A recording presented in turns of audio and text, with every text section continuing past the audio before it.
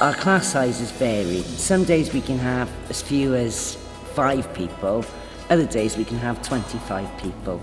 It fits in with their life.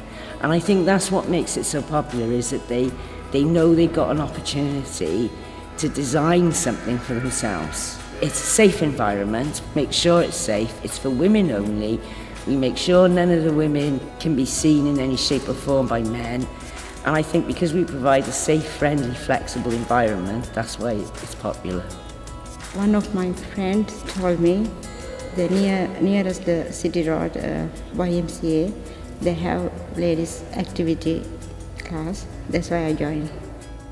When I do exercise, my body is like not too heavy. I can do anything, ride, walk, work, everything I can do. Ladies are good, nicely talk and friendly. Everybody enjoys when they come. Most of the people that come don't know anybody when they first come to this country. They don't come with friends. They may come with a family member and their children, but they don't have that big network of friends that growing up in this country you will have. Language is a big challenge because obviously I don't speak Farsi, I don't speak Arabic, I don't speak Urdu. I've had to learn a lot about the different culture, but we managed to overcome them through listening and through communicating. Now, at the moment, I like basketball.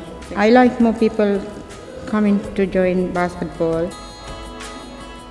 Basketball is more exercise to my body. With the basketball, I would like to see a team. I've got the same ambition as a coach. It would be lovely to get a team together, to have them to compete, and I actually think they would enjoy doing it. The other important thing is the crash as well, because the crash I think is key to it working, and we've got some great people working in the crash who help it,